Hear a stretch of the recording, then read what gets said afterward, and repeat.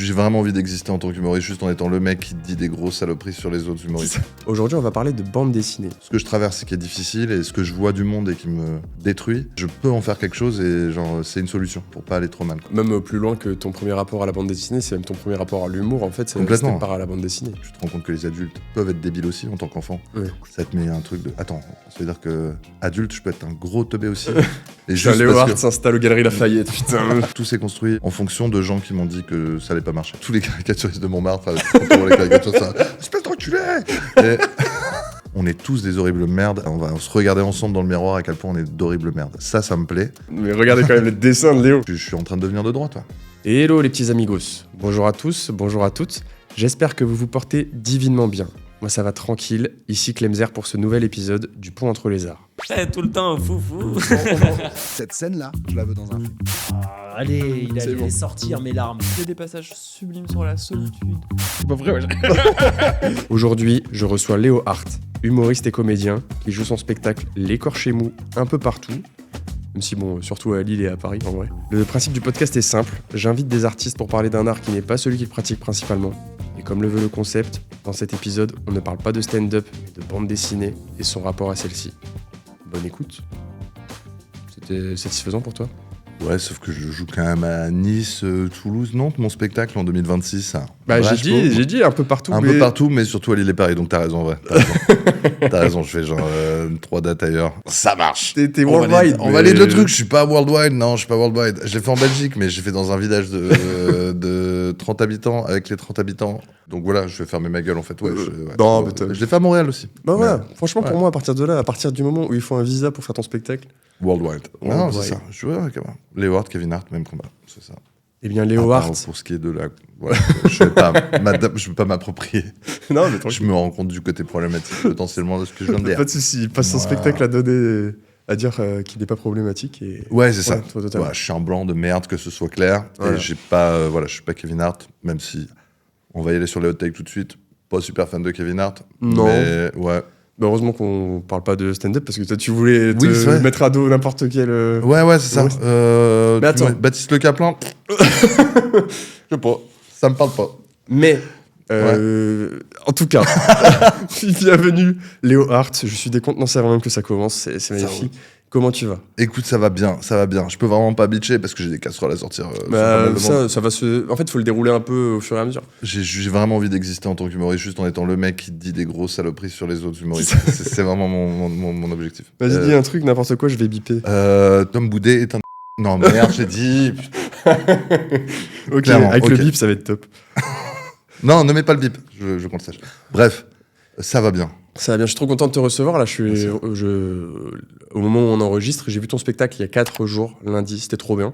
Merci. T'en es content ? Ouais, Ça passe j'étais bien. content, franchement. Ouais. J'ai vraiment pris du plaisir sur scène et du coup... et j'en avais un peu rien à foutre des gens. Mm. Et ça leur a plu. Ça, Du coup, c'est ça. Ça faisait un moment que tu l'avais pas joué à Lille. C'est que c'est indifférence. Ça faisait un petit bout, ouais. Ouais, je l'avais joué un peu ailleurs.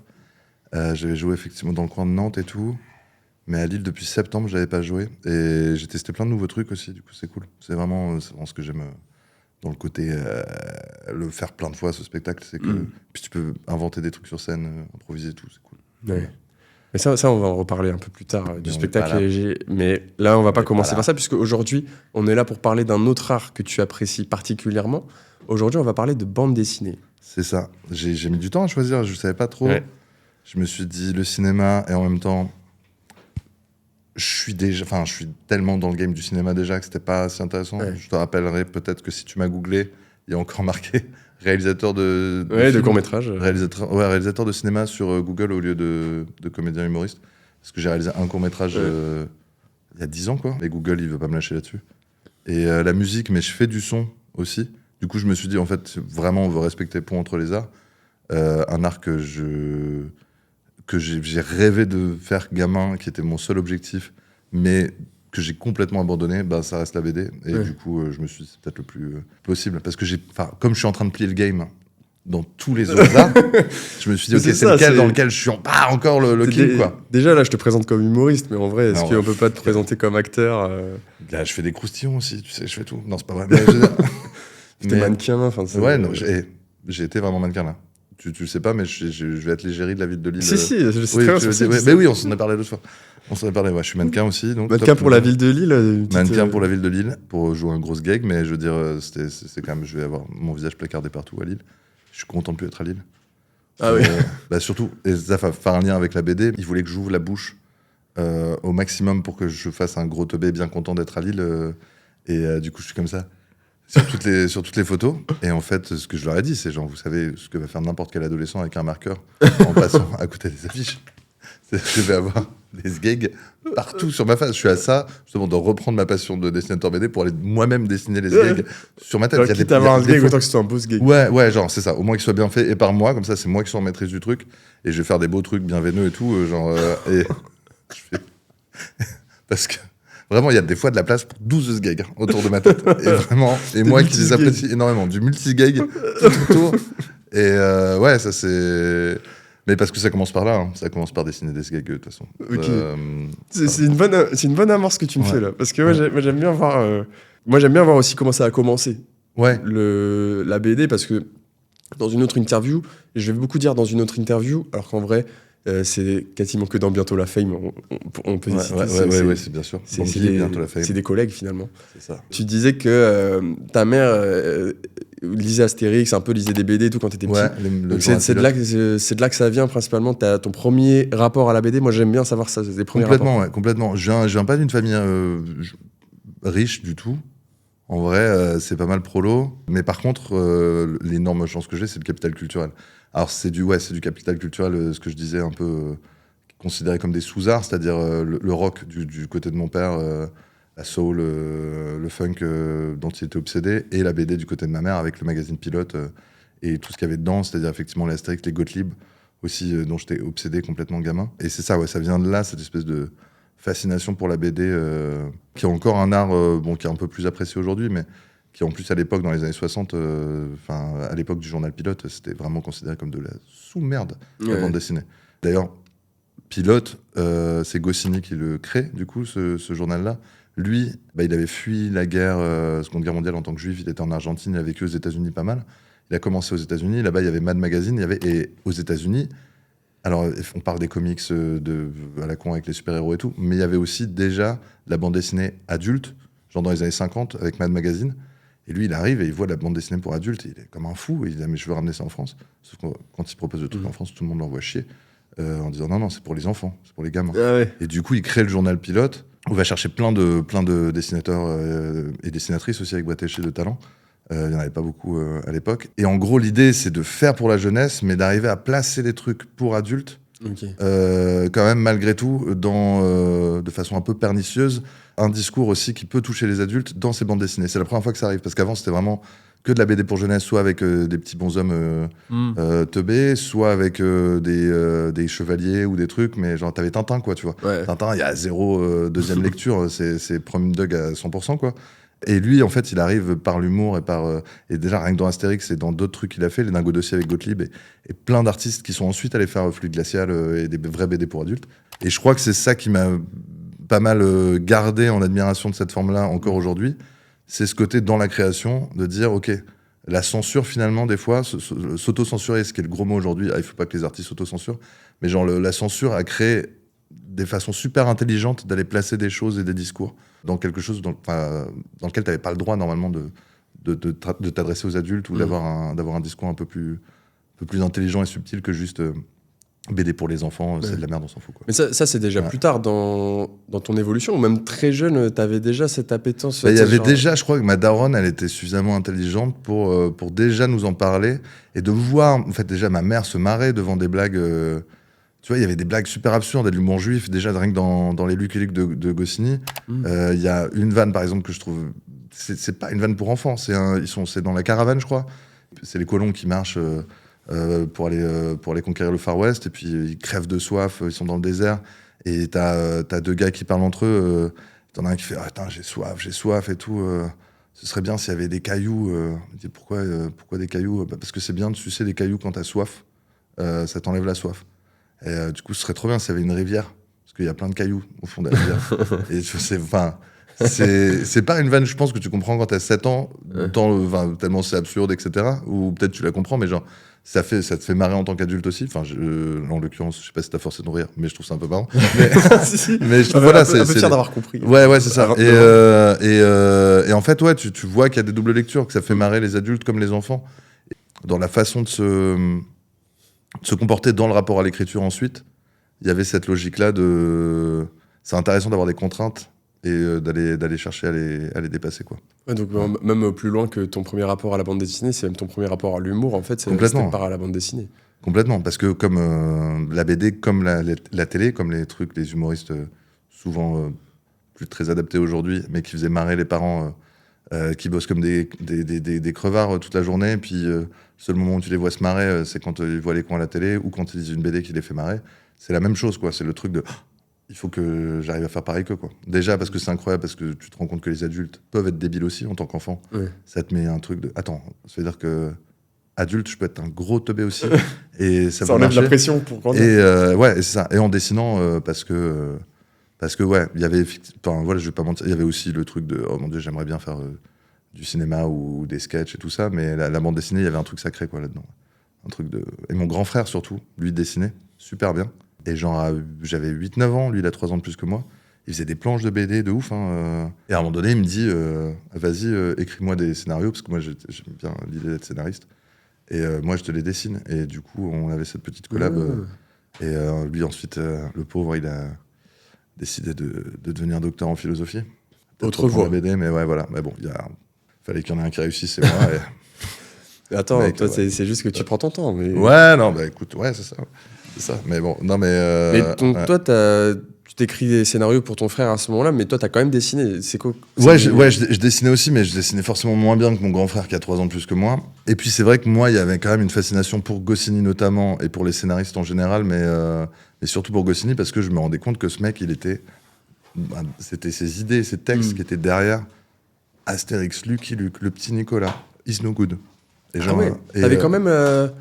Parce que c'est trop... Enfin, c'est trop bizarre, mais moi, j'ai l'impression que c'est très tard que ça arrivait, tu sais, le côté où j'identifie plusieurs œuvres par rapport au même créateur. Tu vois, pour moi, chaque œuvre était distincte et je me disais pas, c'était fait par la même personne. Ouais, non, mais c'est parce que j'étais accompagné là-dedans. Encore une fois, c'est l'avantage d'avoir non seulement du capital culturel, et en plus d'avoir une daronne qui t'explique un peu les trucs et qui te dit, bah tu vois, c'est la même personne qui a écrit. Et moi, comme en fait, j'ai le gamin, apparemment, j'ai pas de souvenir de ça vraiment, mais j'allais tout le temps voir ma daronne pendant qu'elle faisait la vaisselle ou à bouffer, ou des trucs de mère célibataire, quoi. Ouais. Et de lui dire maman j'ai une histoire dans la tête, et puis je lui racontais des histoires que je voulais faire en film ou en bande dessinée, etc.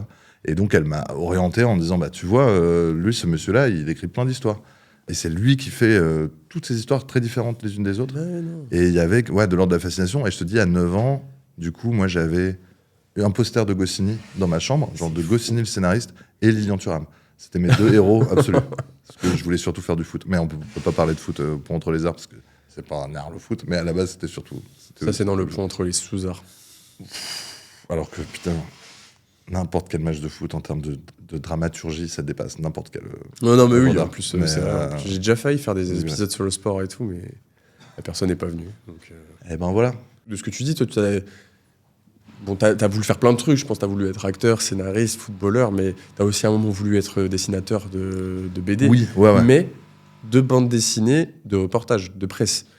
Ouais, c'est ça. En fait, je suis passé de la BD, j'avais envie de faire de façon très, très, très feignante. Ça me paraissait beaucoup plus facile de faire du dessin de presse que de la bande dessinée, parce que juste aller dessiner les cases et tout, c'est une galère. Enfin. Moi, j'étais nul en géométrie, j'étais nul en maths. Et mine de rien, c'est des choses qui demandent beaucoup de rigueur que j'avais pas, de faire de la BD. Les proportions. Et puis très vite, en fait, j'avais quand même les BD interdites qui étaient en haut de l'étagère, avec Riser, avec des trucs de Cabu, des trucs un peu... Alors pas du Manara, c'est-à-dire des trucs très cul, mais quand même, c'était humoristique, mais avec du cul dedans, Volinsky aussi et tout ça. Et forcément, 9-10 ans, je suis tout seul à la maison, évidemment, c'est la seule chose qui m'intéresse, c'est d'aller regarder les VHS interdites, les affranchis Pulp Fiction vus à 10 ans, tout ça aussi, et les BD interdites. Et là, ouais, tu rentres dans ce monde-là, d'un coup, de Harakiri, Charlie Hebdo de la vieille époque, l'écho des savanes, tous des trucs créés par des gens de pilotes à la base, qui à un moment donné se sont barrés de chez Goscinny pilote, parce qu'ils étaient là en vrai, Là, ça nous fait chier la contrainte. C'est les années 70, gars. On veut parler de toutes les atrocités et on veut dessiner des trucs dégueulasses. Et la société était prête pour ça à ce moment-là. Et du coup, il y a eu cassure entre l'ancienne génération de Goscinny et ces gars comme Gottlieb et autres qui ont soit créé leur truc, soit rejoint Harakiri et Cavana et Choron, tout ça. Et là, d'un coup, il y a la fascination pour ça. La fascination pour...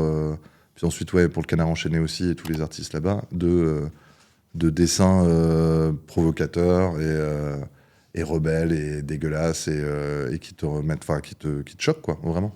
Et de me dire, j'ai envie de choquer les gens comme ça aussi, quoi. Et Franquin, qui est parti de Gaston Lagaffe et qui a fait Les Idées Noires aussi dans Fluide Glacial, où il avait fait que de la bande dessinée pour enfants pendant 20 ans, et là, d'un coup, ça devenait dégueulasse. Et moi, j'ai 10 ans, et je vois tout d'un coup les mêmes dessinateurs qui m'ont apporté Gaston Lagaffe, Spirou, comme c'est mignon et tout. Et d'un coup, ils font des trucs immondes et gore et sombres, qui parlent de dépression, qui parlent de mort. Et il y a ce gros switch dans ma tête de ah waouh, il y a vraiment une. Enfin, chez les êtres humains, il y a deux faces, quoi. Il y a le côté léger, puis il y a le côté sombre. Et puis les dessins de presse, Cabu notamment, il y avait quelque chose.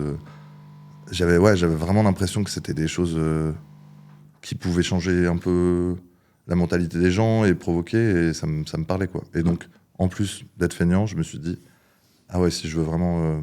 et c'est un truc... c'est marrant, mais je pense que des fois, souvent, le côté engagé, ça vient juste du fait de chercher l'attention sur sa gueule. C'est-à-dire que tu cherches... Alors, ça peut venir de vraie indignation, mais je pense qu'il y avait aussi une part de moi de comment j'arrive à exister. Je vais exister en faisant des trucs très forts, très bruyants et qui choquent tout le monde et en pointant du doigt des choses qui m'énervent. Et comme ça, j'aurai un peu d'attention sur ma gueule. Je pense que ça joue. Enfin, surtout quand t'es ado. Il y a peut-être des vrais sujets sensibles qui te touchent, mais il y a surtout le besoin d'exister, je pense, chez ces petites merdes. Mais on en reparlera après de l'engagement, mais c'est marrant qu'à 10 ans...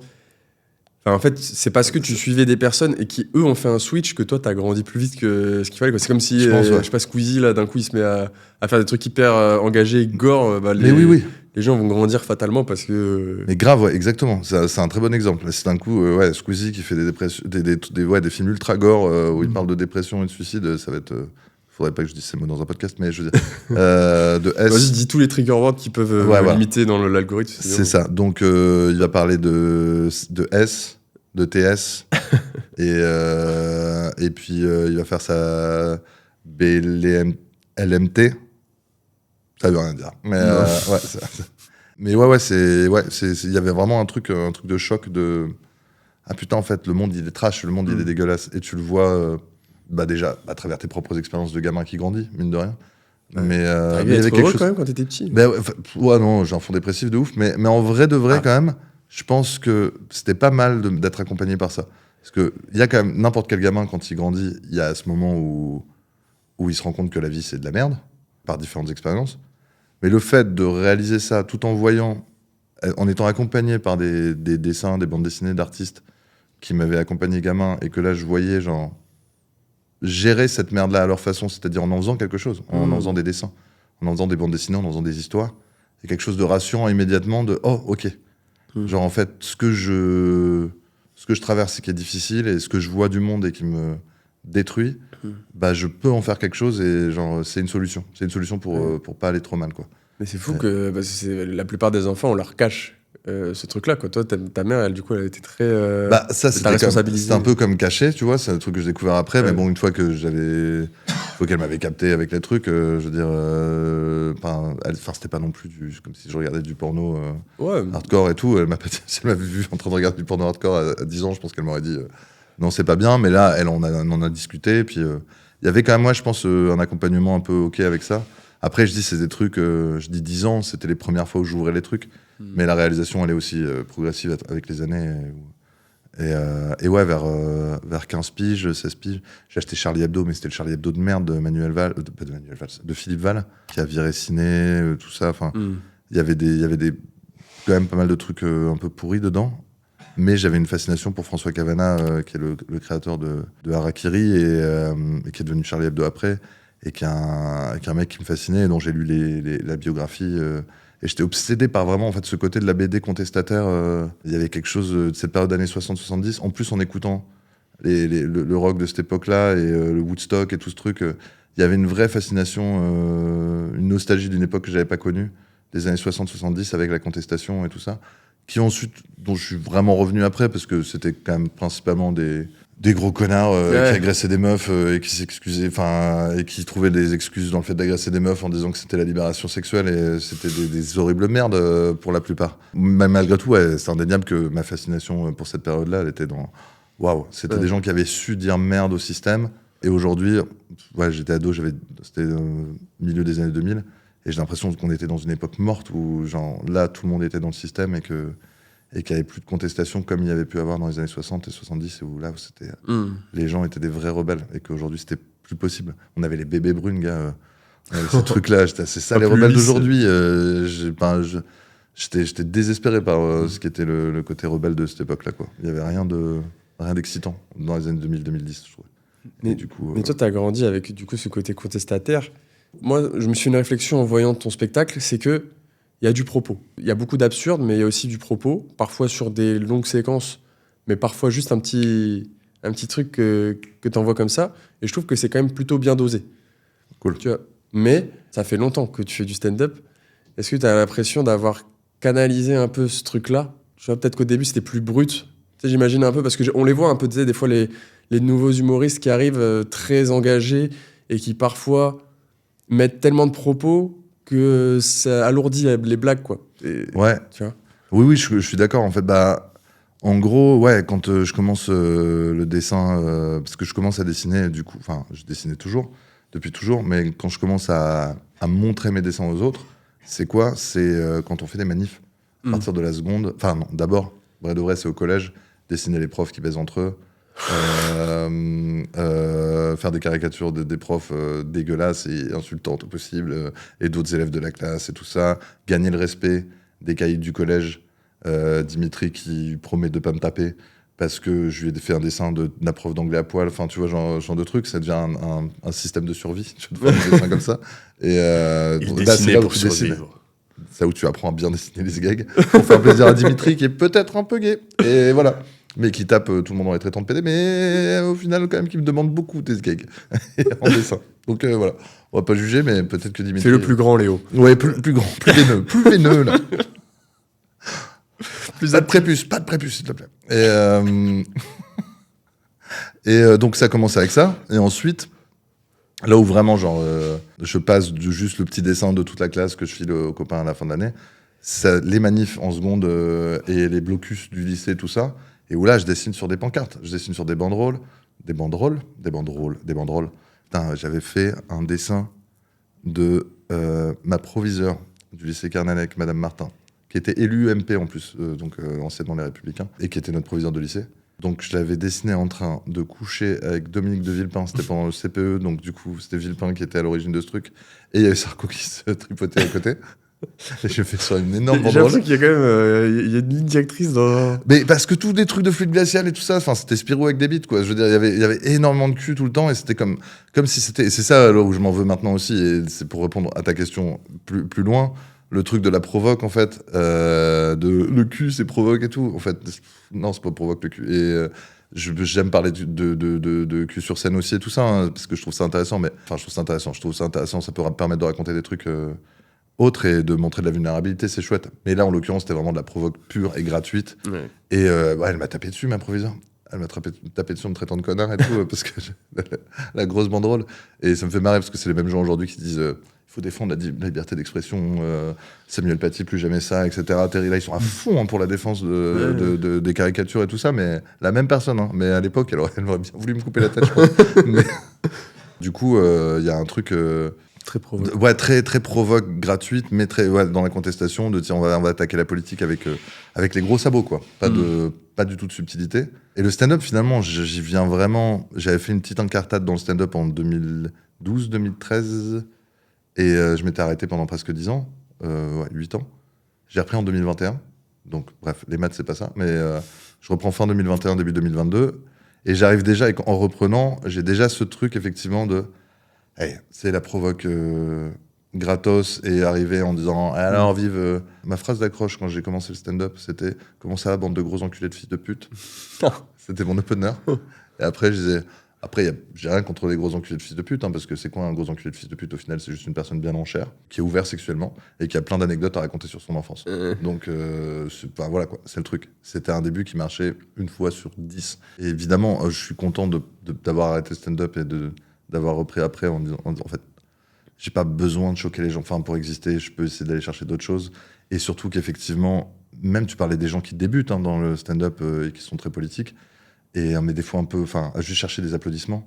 En fait, il y a quelque chose de l'ordre de non. En fait, l'important c'est la vanne, c'est la surprise. Ouais. C'est bien d'avoir un truc à faire passer et des messages et et d'avoir du propos, mais de juste chercher les applaudissements et la validation des gens qui sont déjà d'accord avec toi, il n'y a pas spécialement d'intérêt là-dedans, quoi. Et je pense que du coup, j'aurais du mal à faire du dessin de presse maintenant, justement à cause de ça. Parce qu'un dessin de presse, c'est une idée claire. Du coup, on peut aller dans les choses très faciles si on n'est pas très bon, très facile, très vite. Qu'avec le stand-up, au moins, tu peux te permettre de développer et d'être un petit peu plus subtil. Au final, aujourd'hui, t'es plus nuancé. Je suis plus nuancé, je suis en train de devenir de droite, je pense. Ok, bah c'est exactement la réponse que je voulais. Ouais, c'est ça. Je suis plus nuancé. C'est une façon vraiment de dire que tu deviens de plus en plus de droite. Mais non, je crois pas. Mais juste, oui, j'ai moins besoin de faire l'hélicoptère avec mon skégou pour sentir que...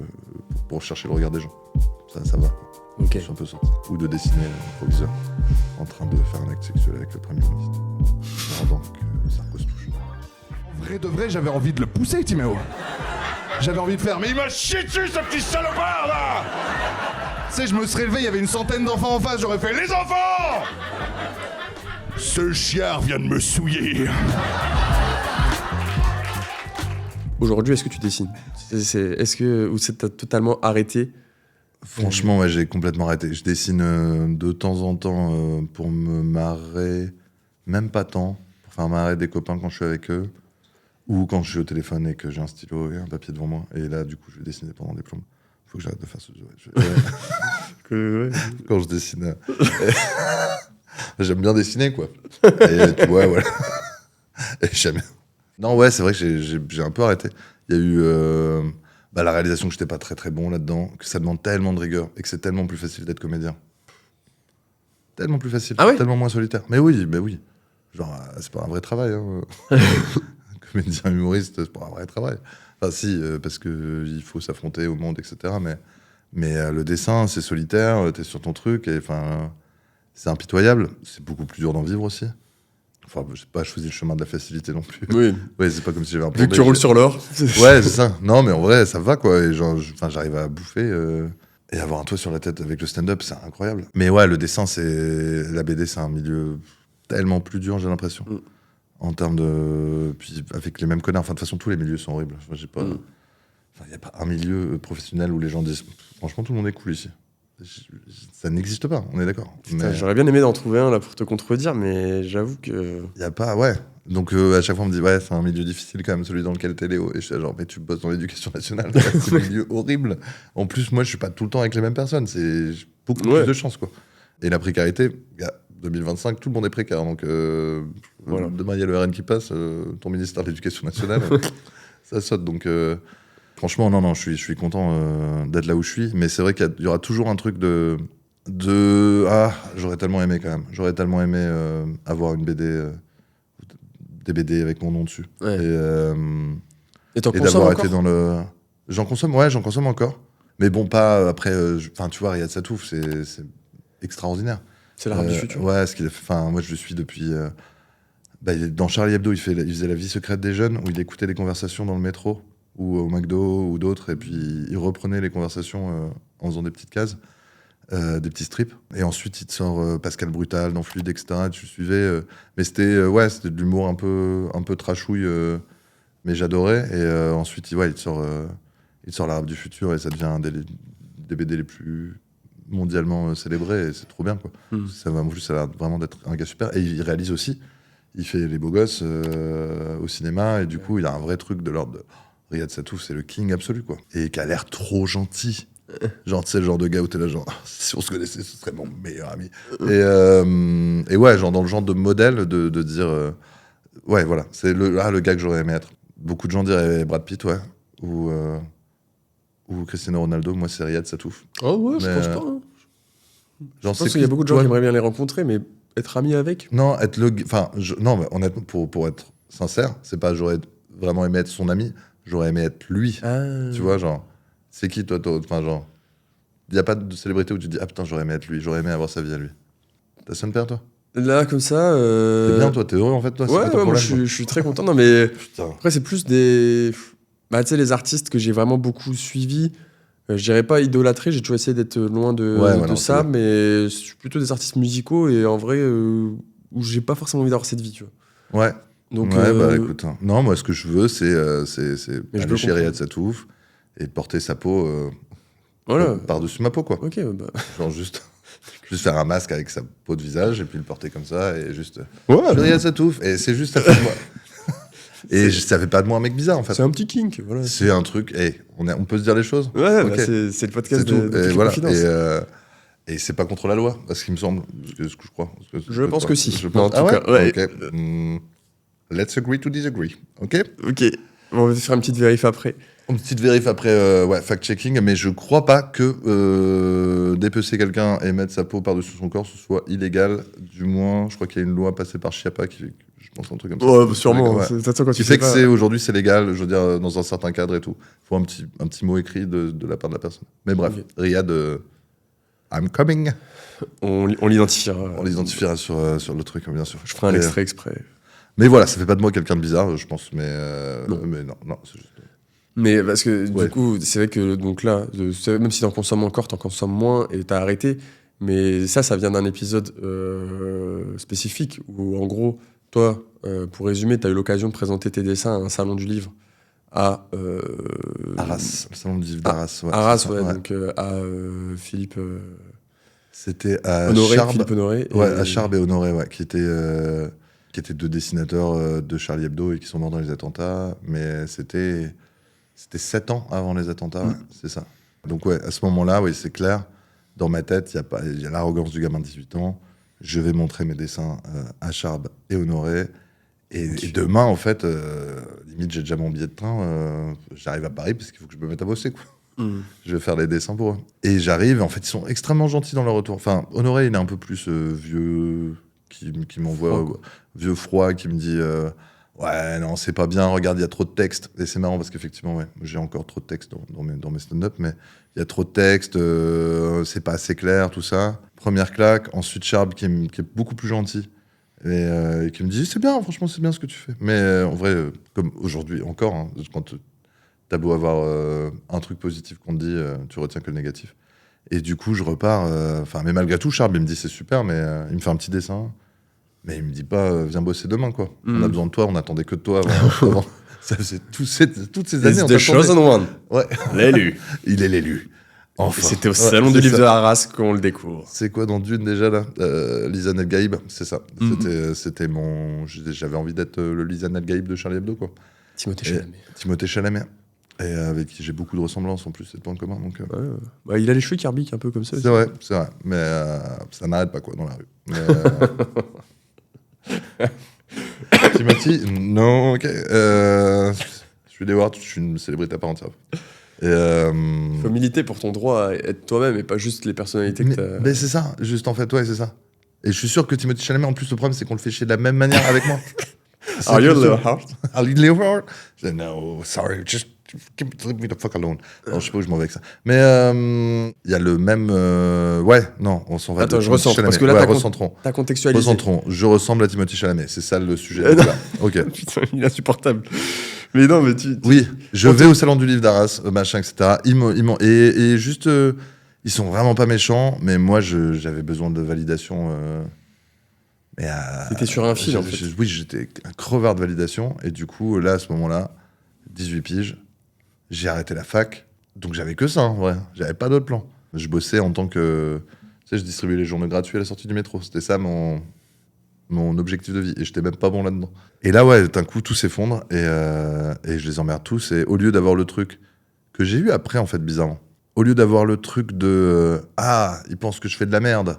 Eh ben, vous allez voir, hein, je vais travailler fort et un jour, vous allez tous me sucer les orteils. Pas que ce soit un kink. C'est pas désagréable. Ok. Eh ben, j'ai arrêté. Alors que, et là, je te le dis, enfin, je me rends compte en te le disant, Mais après, à chaque fois que j'ai avancé dans ma vie, c'est parce qu'on m'a dit que ce que je faisais, c'était de la merde. Ah putain, mais Ouais, c'était ouais, exactement ouais, ma question. ouais, ouais. En fait, c'était de dire, en résumé, t'as abandonné le dessin parce qu'on a dit que t'étais pas bon. Ouais. Mais je me dis, que ce soit pour le métier de comédien ou le métier de stand-upper, on a forcément dû te dire ou te faire ressentir du moins ça. Mais qu'est-ce qui fait que t'as pas... Chaque instant. Bah ouais. Chaque instant, je reçois des messages, t'es pas bon. Et, et je dis, maman, calme-toi. Et t'as soutenu vraiment sur la partie Oui, 8 ans, 18 ans et après... Après, laisse tomber, quoi. Non, elle est adorable. Mais non, et après, effectivement, par contre, ouais, tout s'est construit en fonction de gens qui m'ont dit que ça allait pas marcher. Une ex avec qui je discute avant de prendre mon premier taf de comédien en Irlande, où j'ai bossé en tant que comédien là-bas. Genre, je vais pour passer le casting à Toulouse. Je l'ai au téléphone. Elle me dit, t'y arriveras pas parce que tu vas jamais au bout des choses. Et du coup, je fais genre, ok. Et je vais passer le casting et je l'ai et je vais au bout du truc. 10 ans plus tard, je reviens en France avec Reda Saoui, mon co-auteur qui m'a lancé dans le stand-up. Et on parle avec des gens importants du métier. Je fais ses premières parties. Après, là, je débute. Hein, vraiment, c'était il y a 4 ans. J'avais fait un petit passage dans le stand-up, mais là, je recommençais à zéro le stand-up depuis 3 mois. J'étais pas très bon. Et ouais, une meuf qui me fait Léo, la scène, c'est pas pour toi, Léo. Faut pas forcer les choses. Hein, c'est vraiment pas pour toi, je pense. Et du coup, 2 mois plus tard, je fais mon spectacle au Spotlight alors que je suis pas prêt du tout. Mais juste en mode genre, ah ouais, vous allez voir, putain, vous allez voir. Et parce que c'est des gens très bizarre. À qui tu donnais moins de crédit que Charb et... Très bizarre ce truc. On m'en a parlé il y a pas longtemps. Quand tu veux parler d'un moment de ta vie où t'as crié, tu chuchotes, toujours. Tu vois, j'ai voulu faire moi qui crie, je fais, vous allez voir. Je parle moins fort. Je sais plus, bref, dans quoi c'était, mais je trouve ça marrant. Moi, j'ai pas beaucoup crié dans ma vie, donc quand je reparle pas beaucoup des moments où j'ai crié. Mais quand tu parles d'un moment où t'as crié, il y a toujours ce truc, oui, tu vois, machin. Mais je sais plus qui c'est. Ça se trouve, je suis en train de plagier un autre podcast dont on m'a parlé, un pote m'a parlé, où il y a eu cette réflexion. De toute façon, moi, je les emmerde tous. Là, je suis pas ici pour faire des cadeaux. Non, allez, on plagie. Mais donc, oui, ce que je disais, c'est peut-être... Moi, parce que là, je fais de la psychothérapie de comptoir, mais peut-être c'est aussi parce que c'est pas des personnes qui t'accordaient autant de crédit que Charb et Honoré, qui te disent que t'es pas fait pour ça. Quand même, hein, je te dis, c'était une ex dont j'étais pas mal amoureux, et puis une personne importante dans le milieu du stand-up. Okay, du coup, c'était quand même des gens...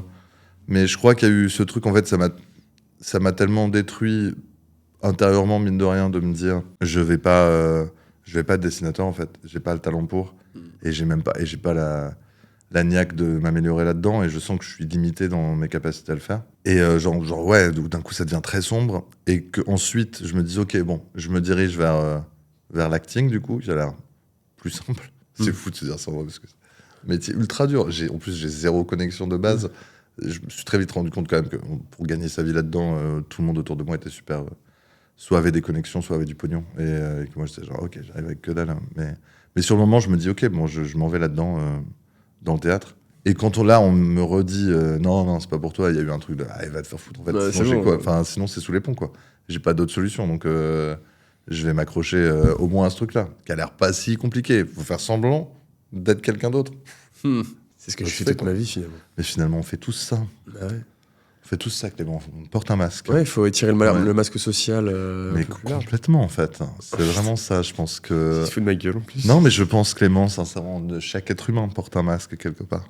Non, mais c'est vrai. C'est vrai. C'est vrai. Se fout de ma C'est gueule. juste... Non, mais je me fous de ta gueule, mais c'est juste, oui, c'est comme c'est cliché, j'arrive pas à le sortir. Mais on fait tout semblant. Mais du coup, oui, et d'autant plus quand t'as un fond dépressif, gars, porter un masque, c'est essentiel pour la survie sociale. Du coup, oui, ça me paraissait pas impossible. Et en plus, il y avait le côté drogue d'être le thermostat de la pièce et de faire rire les gens pour moins galérer dans les situations sociales. C'est sûr qu'avec le dessin, t'es moins Enfin, tu montes ton dessin, waouh, et après... C'est pas toute la soirée, non, mais regardez quand même le dessin de Léo. Enfin, tu peux montrer l'autre là, le dessin. Ouais, non, c'est ça. Avec l'humour, vas-y, tu peux... Ça se sort comme ça. Ah oui, t'es le centre d'attention, tu peux être non-stop, effectivement. Il y a passé ce truc de « Ah, c'est marrant !» avec un dessin. Après, les gens, ils sont... Je pas compris. Ouais, je pas compris. Ouais, c'est marrant. Ouais, je sais pas. Mais non, j'avais même... mais ouais, j'avais voulu faire des caricatures. Je m'étais fait engueuler, d'ailleurs, au Festival d'Avignon, parce que ma famille est d'Avignon, donc je redescendais les étés à Avignon, et du coup, il y avait un truc de gamin de 15 ans qui commençait à fumer des clopes. Ça coûte cher, les clopes. C'était moins cher, mais c'était cher quand même. Et du coup, je commence à faire des caricatures sur mes petits papiers de merde des gens dans la rue pour 1 € la caricature. Ce qui s'appelle faire du Chine, quoi. Ouais. C'est vraiment genre. C'était le Chine de la J'étais caricature. le Chine de la caricature, le Temu, quoi. J'étais vraiment genre en mode caricature à 1 euro. Et Putain, juste Léo parce Hart s'installe aux Galeries Lafayette, putain. Les manifestations et tout. Mais grave, tous les caricaturistes de Montmartre avec les caricatures, ça. Espèce d'enculé. Et Avec Quotidien, il ils nous volent notre travail. Et tout, je suis à écouter. J'offre, les gens ont besoin, d'accord, de dessins, de gros dessins de leur tête avec des gros nez. Ils ont besoin de ça et je leur apporte ce besoin. Et ouais, il y avait un truc. Je m'éclatais à faire ça. 1 euro la caricature. 5 caricatures, je peux m'acheter un paquet de clopes. C'était 5 euros à l'époque, les LM. Ouais. Pas de marque, mais c'était dégueulasse. Mais ouais, et il y a un. Je crois que c'est un clown. C'est même pas un caricaturiste, c'est un clown de rue. Genre, j'ai 15 piges, ça fait flipper déjà les clowns de base. Et je me fais engueuler dans la rue à Avignon par un clown de rue qui me dit « Tiens, t'es en train de casser les prix, c'est pas respectueux pour les artistes. » Mec, il me parle avec une perruque, hein, genre crédibilité zéro. Mais c'est terrifiant, un clown qui t'engueule. Encore des cauchemars de temps en temps. Et il me dit « Non, tu peux pas faire les caricatures à 1 euro. » J'étais genre « C'est bon, je t'emmerde, en fait. Tu parles comme ça. Juste acheter vos clopes. » Je pense, ouais. Je m'imagine comme ça quand je Avec parle. ta clope et ton dessin, Putain, mais en fait, t'as rien compris. Mais attends. Non, en la fait, caricature, c'est de la manifestation de mais base. ouais, mais grave, en fait, moi, je fais ça pour le peuple. Moi, je fais une belle caricature, je fais ça pour m'acheter des clopes, je t'emmerde, en fait. Okay. Toi, c'est ton taf, là, va crever, en fait. En mettant des rouges, j'avais bossé. Ouais, je sais pas que je parlais pas comme ça, vraiment. Ça m'éclatait pas mal, quand même, d'aller voir des gens, puis de dessiner. Il y avait quand même un truc de voir les visages rayonnants des gens... ou très déçus, ça arrive aussi. Ouais. Mais qui se marrent juste parce qu'ils savaient, j'avais 15 piges, ils savaient qu'ils allaient pas avoir une merveille à 15 balles. Enfin, 1 balle. Mais il y avait quand même le plaisir de voir les gens. Puis je leur posais des questions et du coup, je faisais des petites vannes dans le dessin basées sur leur truc et tout. C'est marrant parce C'est que trop bien. une réflexion que je me suis faite en regardant ton spectacle, c'est qu'il y a beaucoup de personnages. T'interprètes beaucoup de personnages à des moments, soit des trucs que tu t'es fait dans ta tête, soit des 20 personnages qui sont arrivés et tout. Je trouve que tu doses assez justement les traits de caractère que tu exagères pour le rendre attachant ou absurde ou rendre la situation burlesque. Ça, c'est un peu le truc de la caricature. C'est de, tu vois, je sais pas, un caricaturiste, tu as un nez un peu proéminent, il va te faire un énorme nez. Tu vois. Est-ce que ça n'a pas été un peu ton introduction à ça, le fait de faire des caricatures, de parler aux gens, de directement capter ce sur quoi tu peux rendre le truc drôle et tout? Oui, je pense que de toute façon, c'est le même muscle que les humoristes et les dessinateurs utilisent pour aller chercher effectivement ce qu'il y a de drôle et ce qu'il y a d'amusant dans... Bon, là, si on part sur de l'engagé chez les puissants et chez les gens en général, ok, comment est-ce qu'on peut apporter un peu de ridicule dans le sérieux, quoi. C'est juste se détacher du sérieux au maximum. Et il y a quelque chose, ouais, quand même, dans le côté un peu grotesque, moi, qui me plaît, et de la caricature, et ouais, auquel je suis attaché. Et c'est un truc...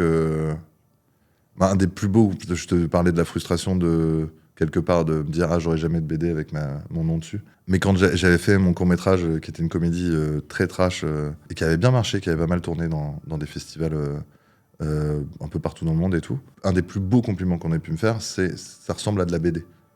Il y a quelque chose de leur... Ouais. Et c'était dit comme un compliment, c'était pas dit comme une insulte, ça aurait pu être comme une insulte aussi. BD. Mais ouais, c'est cool, on dirait un cartoon et tout, machin, mais le côté bande dessinée, et avec des références que j'avais pas imaginé si visibles dans le film, mais des références justement de Harakiri et de Reiser et de ces gens-là, ça m'avait vachement touché, parce que il y a quelque chose de l'ordre du compliment pour moi, quand on parle de ce film ressemble un peu à une bande dessinée, il arrive à grossir les traits là où il faut, comme tu dis, ça me touche quand tu dis doser, parce que c'est ça, quoi, d'arriver à doser le ridicule suffisamment pour que ça marche, quoi. Et c'est pas évident, quoi. Ouais, parce qu'il y a aucun moment on se dit il se fout de la gueule de quelqu'un dans les personnages que tu joues.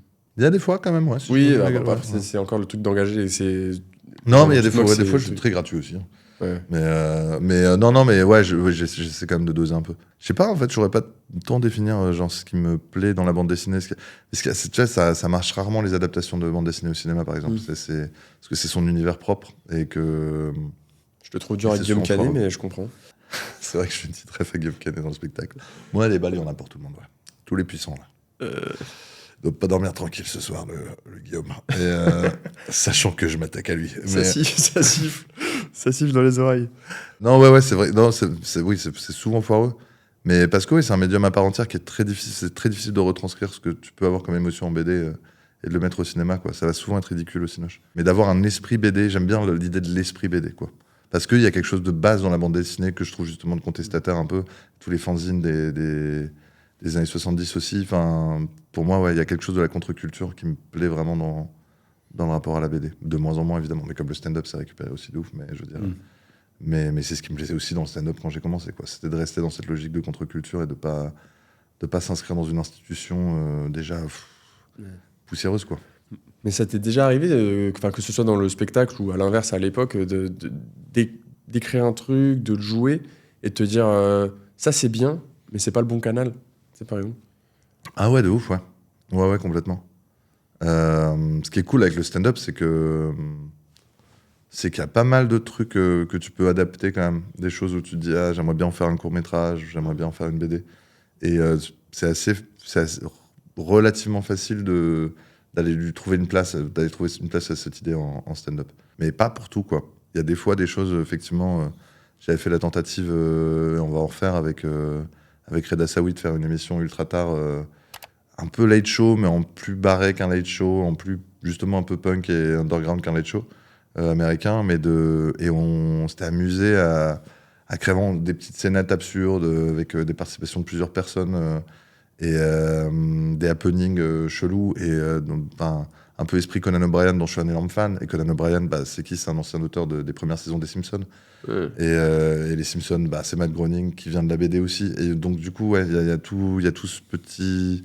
des liens qui sont tissés entre tout ça, où je m'y retrouve toujours, en fait. Je me retrouve toujours ramené quand même à la BD, parce que à la base, ça reste le médium des gens dont tout le monde se fout à la base, qui sont un peu en dehors des clous et qui trouvent un moyen d'expression grâce à ça, quoi.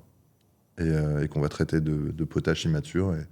Et comme c'est un peu ce que je suis, j'y trouve un peu une maison. C'est un compliment pour toi. Ouais, de fou. Non.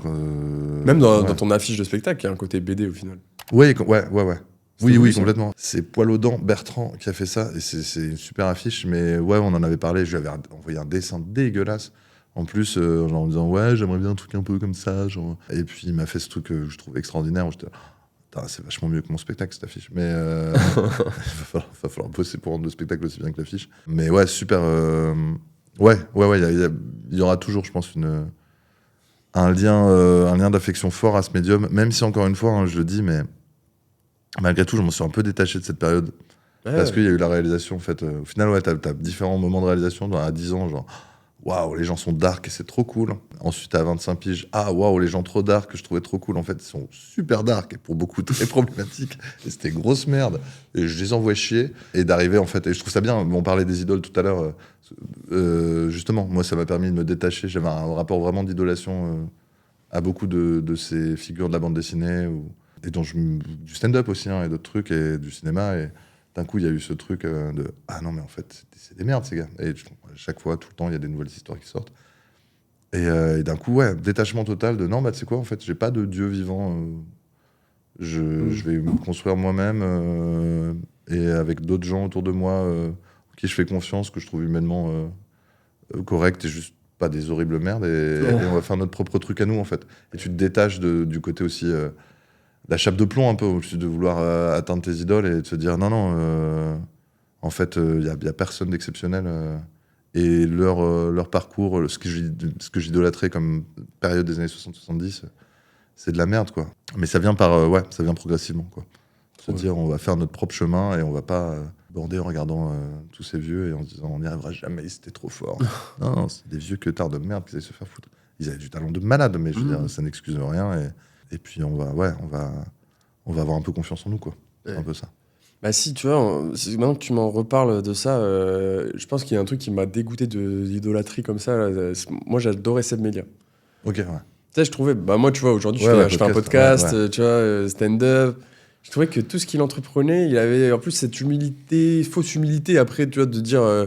j'ai pas percé, tu vois, genre, alors que pour moi, je me disais, mais moi, ce serait très bien. Pour moi, ce niveau-là de reconnaissance, de trucs. Et quand tu te rends compte que le mec c'est un connard, tu te dis, y a personne à idolâtrer, en fait. Juste, ouais. Peut-être que j'ai eu ça plus jeune, ouais. Et que... Fais ton chemin, quoi. Genre, juste. Mais c'est compliqué, ces figures-là, aussi du regard.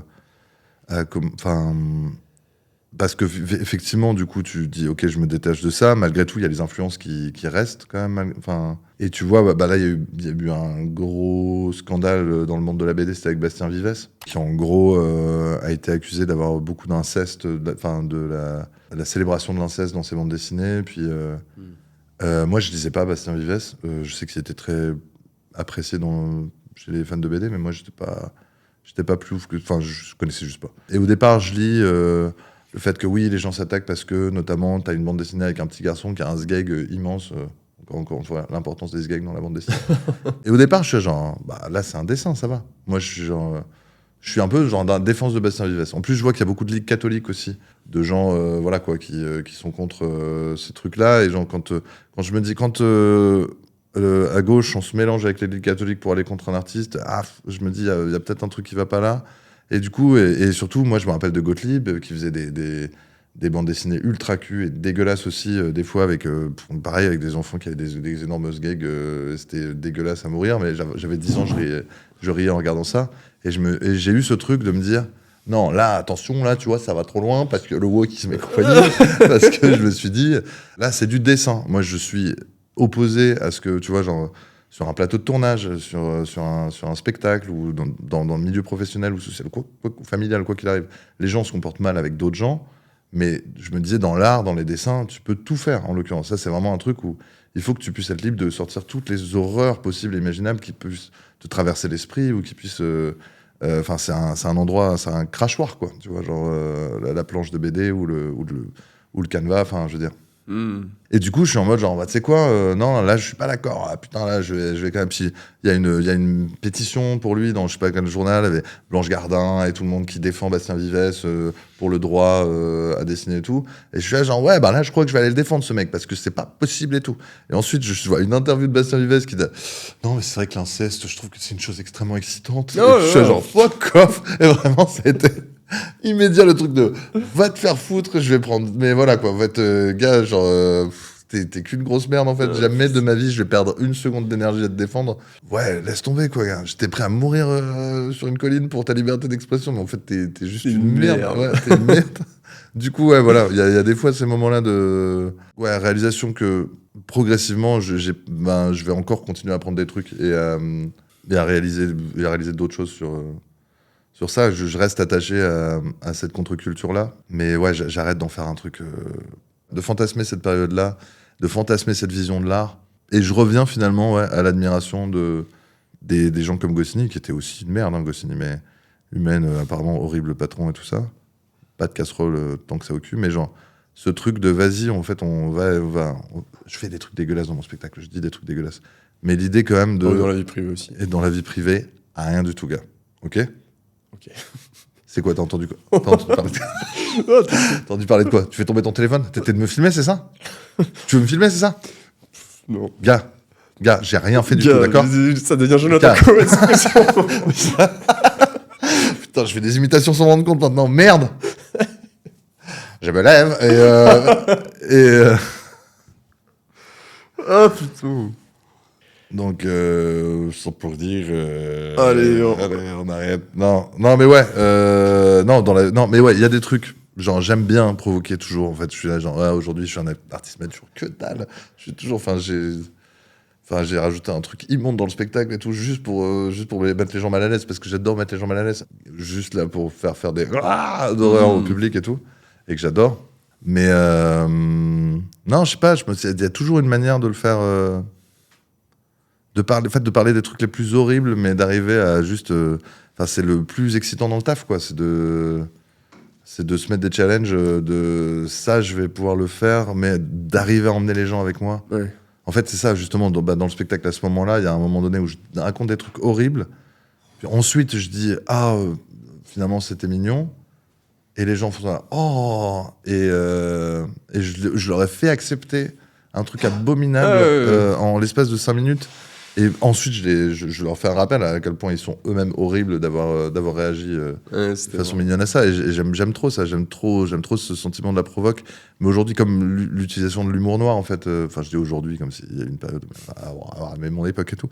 Mais l'utilisation de l'humour noir, l'utilisation de la provoque, c'est souvent utilisé pour être feignant, en fait. Je trouve qu'il y a ça. Et c'est super dur de faire de l'humour noir, c'est super dur de faire de la provoque pour que ce soit bien. Comme les jeux de mots, quoi. Ouais. Si tu veux me faire rire avec un jeu de mots, soit faut qu'il soit nul à chier. Mais si tu mets dans le cadre... Et en soirée, il n'y a pas de problème. En soirée, jeu de mots tant que tu veux. Dans un cadre professionnel, tu fais des jeux de mots, soit il faut qu'il soit tellement nul à chier, qu'il soit incroyable, soit il faut que ça m'éblouisse l'esprit. Mais ça arrivera jamais, les jeux de mots, non. Mais l'humour noir, ouais, faut que tu ailles chercher loin. La surprise, elle est tellement difficile d'aller chercher en humour noir, parce que la chute, elle est tellement évidente de base dans l'humour noir. Ouais, moi, ce qui m'intéresse dans l'humour noir, c'est pas le truc c'est plus le côté... Tu vas me parler d'un truc assez dark sur toi ou sur le monde, et juste d'essayer de retirer doucement un sparadrap sur une plaie qu'on ne veut pas voir, quoi. Ouais. Et c'est ça qui me plaît dans ce rapport à la provoque. C'est juste de vas-y, on va regarder cette horreur ensemble, là. Okay. Et pas juste de faire une blague genre sur un truc immonde et punchline et c'est parti, quoi. Non, c'est plus le côté... on est tous des horribles merdes, vas-y, on va se regarder ensemble dans le miroir à quel point on est d'horribles merdes. Ça me plaît, et c'est ce qui me plaît dans la BD, c'est ce qui me plaît dans le stand-up. Et je trouve que c'est pas forcément ce qu'on a le plus en tête quand on pense sur humour noir ou truc trash, et c'est un peu ce que je trouve dommage, quoi. Et c'est un peu ce que j'ai envie d'amener avec le spectacle, et ce que j'aurais aimé amener avec la BD sinon. Mais ouais, c'est ce côté miroir de notre dégueulasserie, quoi. Ça, j'aime bien. Magnifique. Parce que ça... c'est la conclusion parfaite. Parce que, en même temps spectacle, en même temps stand-up, en même temps BD, là, t'as fait le parfait résumé. Ah ben parfait, parce que j'ai pas été forcément très... ouais, t'es parti comme ça, mais t'as ouais, ok, bah parfait, nickel. Le plus grand chef-d'œuvre de Walt Disney. Vous voyez un peu ou pas? En plus, c'était toujours le même style de bande-annonce, c'était toujours... C'est l'histoire de deux petits lapins qui vont vivre des aventures extraordinaires en trouvant dans un jardin une pipe à crack. Vous voyez, c'est...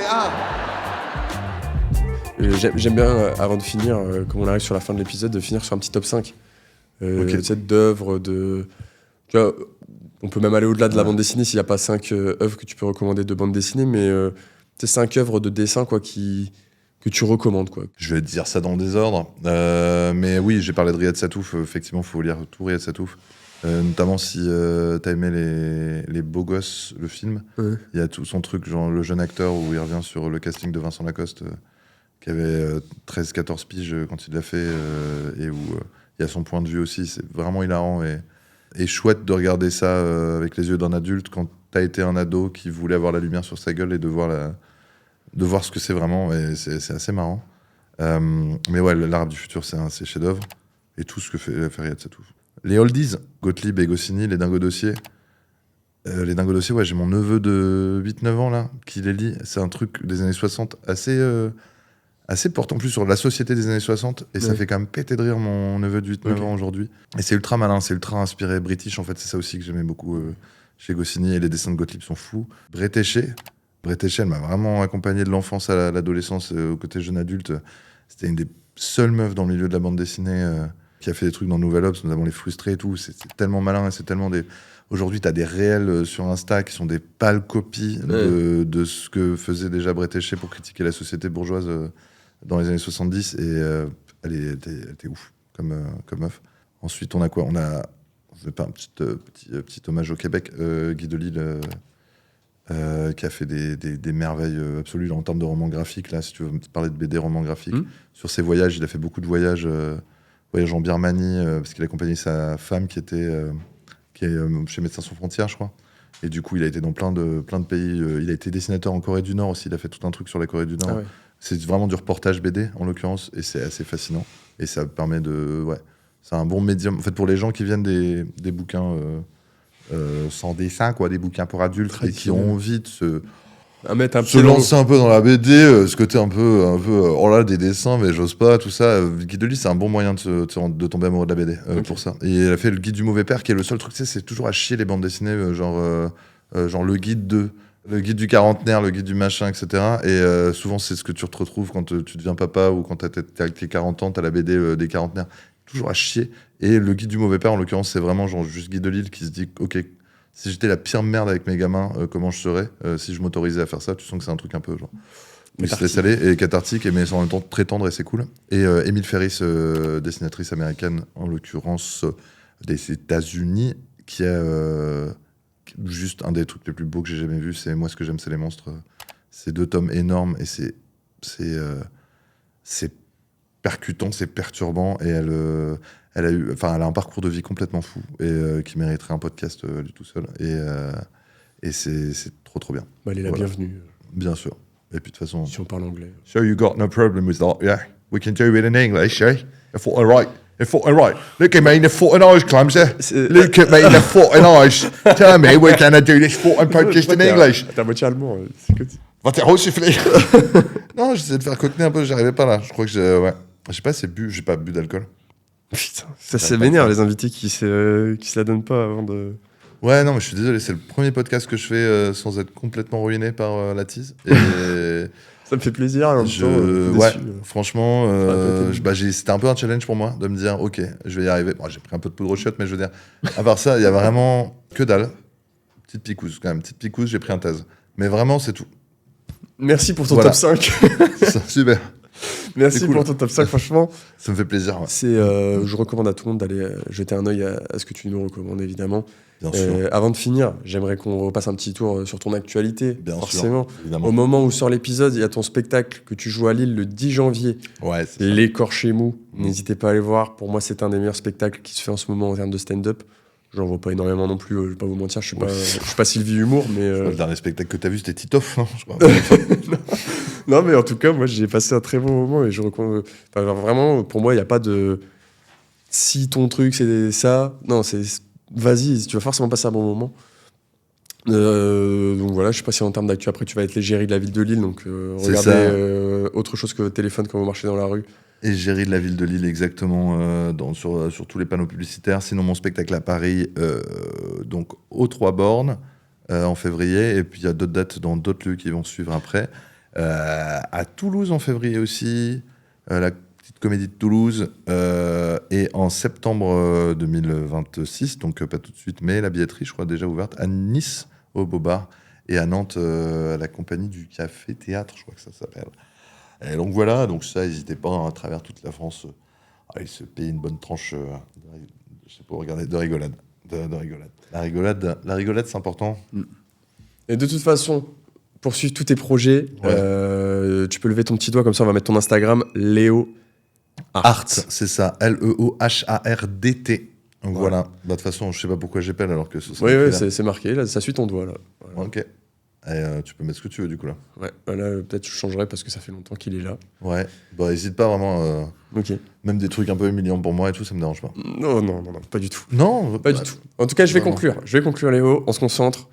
Oui, pardon. Je sais pas ce que tu vas mettre là, mais tu peux mettre ce que tu veux, quoi. En tout cas, quant à nous, les petits ponts entre les artistes, là, Ouais. il est encore en train de lever son doigt Ouais, alors que ouais. la caméra n'est plus sur lui. Pardon, Mais entre nous, enfin, quant à nous, les ponts entre les artistes, merci beaucoup d'avoir écouté cet épisode. J'espère que vous avez passé un excellent moment. On se retrouve très vite avec un nouvel invité. Je vous fais des gros bisous. Et moi, j'ai un petit rituel à la fin du podcast. Je te fais 1, 2, 3. Tu regardes la cam. Bisous. Ok. Pour te despedir. 1, 2, 3. Bisous. Allez,